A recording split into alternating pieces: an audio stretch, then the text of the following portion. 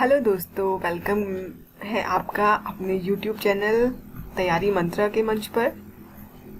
यहाँ मैं आपके लिए लेकर आई हूँ ज्योग्राफी के कुछ बहुत इम्पॉर्टेंट फैक्ट्स जो आपके हर एग्ज़ाम के लिहाज से बहुत बहुत बहुत इम्पॉर्टेंट है। तो प्लीज़ आप इसे बहुत सीरियसली देखिएगा। यहाँ से आपके डेफिनेटली 2 to 4 क्वेश्चन ज़रूर पूछे जाएंगे, तो उसी हिसाब से प्लीज़ आप इसे ज़रूर देखिएगा। तो इसी के साथ हम इसे शुरू करते हैं। हाँ, और एक चीज़, अगर आपको मेरा वीडियो पसंद आए तो प्लीज़ इसे लाइक और सब्सक्राइब करना ना भूलें। तो चलिए स्टार्ट करते हैं। सबसे पहले हम बात करेंगे भारत के सामान्य परिचय के बारे में। भारत का सामान्य परिचय, तो सबसे पहले सर्वप्रथम किस देश के निवासियों ने भारत को हिंदुस्तान की संज्ञा प्रदान की? तो दोस्तों, ये किसने प्रदान की? ईरानियों ने प्रदान की। भारत को सबसे पहले ईरानियों ने हिंदुस्तान कहा। ठीक है,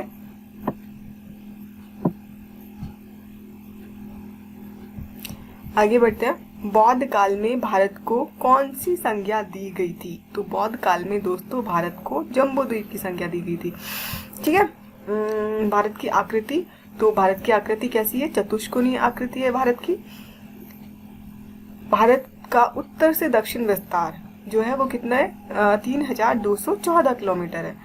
उत्तर से दक्षिण जो हमारा ये विस्तार है, उत्तर से दक्षिण, ये कितना है? 3214 किलोमीटर। भारत का पूर्व पश्चिम विस्तार कितना है? तो ये है हमारा 2933 किलोमीटर।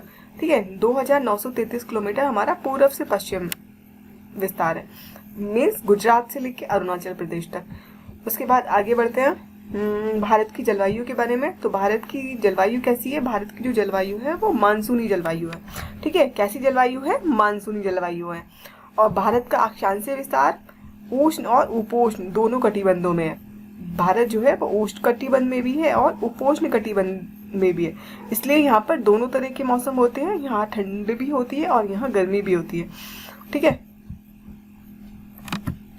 आगे बढ़ते हैं। इसी के साथ में बात करते हैं भारत के क्षेत्रफल के बारे में। तो क्षेत्रफल की दृष्टि से भारत का विश्व में 7वां स्थान है। कौन सा नंबर है? भारत का 7वां नंबर है क्षेत्रफल की दृष्टि से। और जो देश क्षेत्रफल में भारत से बड़े हैं वो कौन कौन से हैं? तो क्षेत्रफल की दृष्टि से भारत का क्षेत्रफल की दृष्टि से विश्व के सबसे बड़े जो देश हैं वो रशिया है, कनाडा है, संयुक्त राज्य अमेरिका है, चीन है, ब्राजील है, ऑस्ट्रेलिया है और उसके बाद में 7वें नंबर पर भारत है। ठीक है, क्लियर हुआ? उसके बाद बात करते हैं भारत की मुख्य भूमि का अक्षांशीय विस्तार। तो ये कितना है? ये है 8 डिग्री 4 मिनट से लेकर के 37 डिग्री 6 मिनट उत्तरी अक्षांश।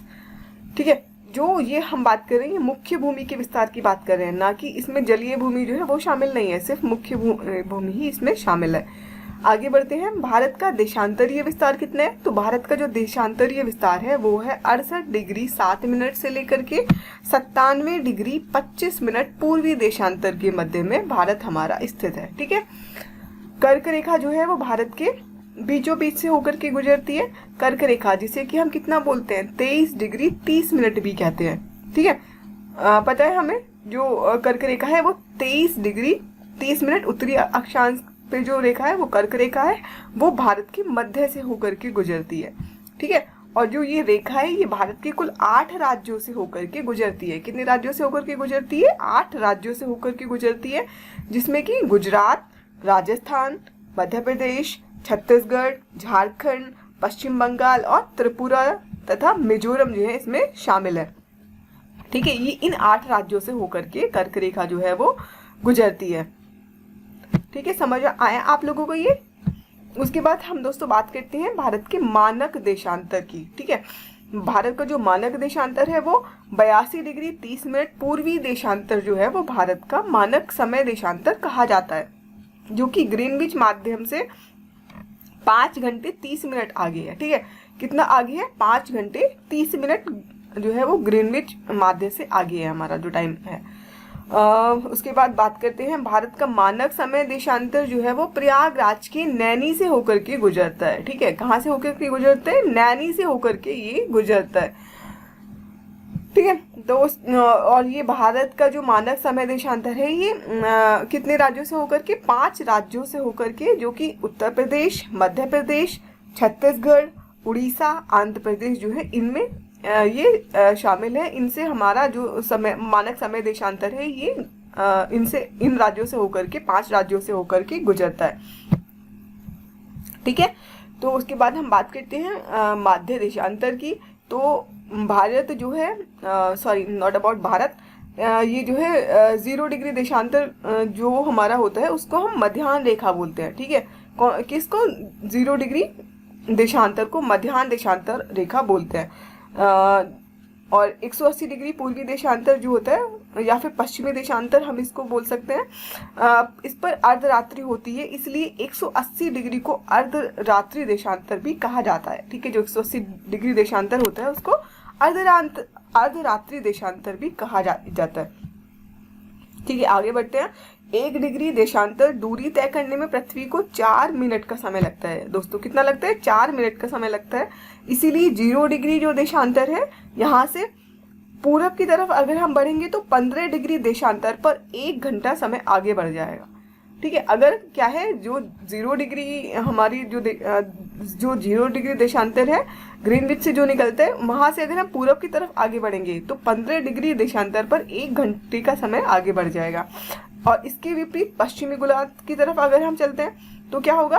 15 डिग्री देशांतर पर 1 घंटे का समय घट जाता है। ठीक है। समझ आया ये आपको? उसके बाद में बात करते हैं किसी देशांतर के बाईं ओर जाने पर प्रत्येक 1 डिग्री देशांतर पर 4 मिनट की कमी आती है। ठीक है। 4 मिनट की क्या होती है? 1 डिग्री देशांतर पर कमी आती है। जबकि अगर हम दाईं ओर जाएंगे तो 4 मिनट की वृद्धि होती है। ठीक है। कितना वृद्धि होती है? 4 मिनट की वृद्धि होती है दोस्तों। और 180 डिग्री देशांतर, इसको हम अंतरराष्ट्रीय तिथि रेखा बोलते हैं। क्या बोलते हैं? अंतरराष्ट्रीय तिथि रेखा बोलते हैं। जो हमारी डेट लाइन है वो 180 डिग्री देशांतर से होकर के निकलती है, जो कि आपने देखा होगा अलास्का, मतलब जो अमेरिका का अलास्का वाला पार्ट है और रशिया वाला जो पार्ट है, इन दोनों के बीच में से ये होकर के गुजरता है। देखिए आगे, अधिक देशांतरीय विस्तार वाले देशों में 1 से अधिक मानक देशांतर रेखाएं होती हैं। ठीक है। क्योंकि अधिक विस्तृत होते हैं, अधिक बड़े होते हैं, तो उसी वजह से क्या होता है कि वहाँ पे मानक देशांतर रेखाएं जो होती हैं वो अधिक होती हैं। इसीलिए वहाँ पे, जैसे कि रूस में 9 समय कटिबंध हैं, इस तरह के जो देश होते हैं वहाँ पर ज़्यादा कटिबंध होते हैं, ज़्यादा समय कटिबंध होते हैं। तो जैसे रूस में 9 समय कटिबंध है, और कनाडा और यूएसए ये दोनों भी क्षेत्रफल के हिसाब से बड़े हैं, तो यहाँ भी 6 यहाँ के जो है यूएसए में 6 हैं और कनाडा में भी 6 समय कटिबंध है। ओके। उसके बाद हम बात करते हैं भारत की सीमाओं के बारे में। तो भारत की जो सीमाएं हैं वो, भारत का सबसे उत्तरी जो बिंदु है वो कहाँ पर है? जम्मू कश्मीर में 37 डिग्री 6 मिनट उत्तरी अक्षांश पर स्थित है, और इसको क्या बोलते हैं? इंदिरा कॉल बोलते हैं दोस्तों। ठीक है। जो हमारा उत्तरी बिंदु है कि वो क्या है? इंदिरा कॉल है। उसके बाद बात करते हैं भारत के दक्षिणतम बिंदु की। तो भारत का जो दक्षिणतम बिंदु है वो इंदिरा पॉइंट है, जो कि ग्रेट निकोबार द्वीप के 4 डिग्री 45 मिनट उत्तरी अक्षांश पर स्थित है। ठीक है। इसको हम जो है पिग्मेलियन पॉइंट भी कहते हैं। जो हमारा इंदिरा पॉइंट है दक्षिणी बिंदु, इसको पिग्मेलियन पॉइंट भी बोलते हैं। अब आगे बात करते हैं भारत के पश्चिमी बिंदु की। तो भारत का जो पश्चिमी बिंदु है, जैसा कि आप देख रहे हैं, भारत का जो पश्चिमी राज्य होगा वो कौन सा होगा? गुजरात होगा। और गुजरात के अंदर ही जो हमारा ये बिंदु है, पश्चिमी बिंदु है, ये गोरमोता जो है यहीं उसमें गुजरात में पड़ेगा। गोरमोता ये भारत का पश्चिमी बिंदु है। ठीक है। भारत का पूर्वी बिंदु जो है ये कहाँ पर है? किबुतु में है। किबुतु में, जो कि अरुणाचल प्रदेश में स्थित है। ठीक है। कहाँ पर है हमारा? ये अरुणाचल प्रदेश में किबुतु। इसके बाद में जो ये क्वेश्चंस हैं, जितनी भी थ्योरी मैंने आपको अभी बताई, इसमें इससे रिलेटेड अभी तक जितने भी एग्जाम में क्वेश्चन पूछे गए हैं, इस चीज़ के बारे में मैंने थोड़ा सा डिस्क्राइब किया। तो ये क्वेश्चन आप देखिएगा, यहाँ से भी ये सारे क्वेश्चन हर एग्जाम में कहीं ना कहीं से पूछे जाते हैं। यूपी पीसीएस हो या फिर कोई अदर पीसीएस हो, हर एग्जाम में यहाँ से क्वेश्चन डेफिनेटली पूछे गए हैं अभी तक। और ये क्वेश्चंस हैं वही हैं जो अभी तक क्वेश्चन पूछे जा चुके हैं। तो देखिए इसमें क्या है।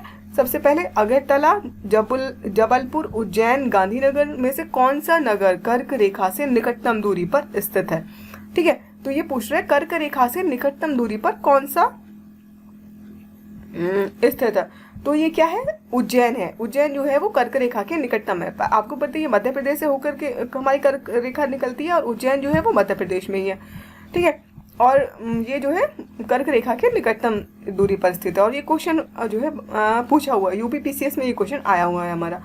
उसके बाद देखिए दूसरा, दिल्ली, जोधपुर, कोलकाता तथा नागपुर में से कौन सा कर्क रेखा के सर्वाधिक निकट स्थित है, ठीक है। तो कौन सा स्थित है, ये है कोलकाता। कोलकाता जो है वो कर्क रेखा के सर्वाधिक निकट है। उसके बाद बात करते हैं तीसरे पॉइंट की। यह है देखिए, झारखंड, मणिपुर, मिजोरम तथा त्रिपुरा में से कौन सा राज्य कर्क रेखा के उत्तर में अवस्थित है।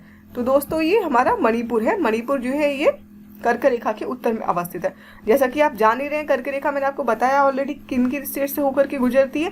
तो जो हमारे नॉर्थ ईस्ट के जो स्टेट्स हैं वहाँ पे त्रिपुरा और मिजोरम से होकर के गुजरती है। तो दोनों नीचे पड़ जाएंगे मैप में, एक बार आप इसको देखिएगा। और मणिपुर की स्थिति जो है वो उत्तर में है। तो इसीलिए कर्क रेखा जो है वो मतलब कर्क रेखा के उत्तर में मणिपुर स्थित है।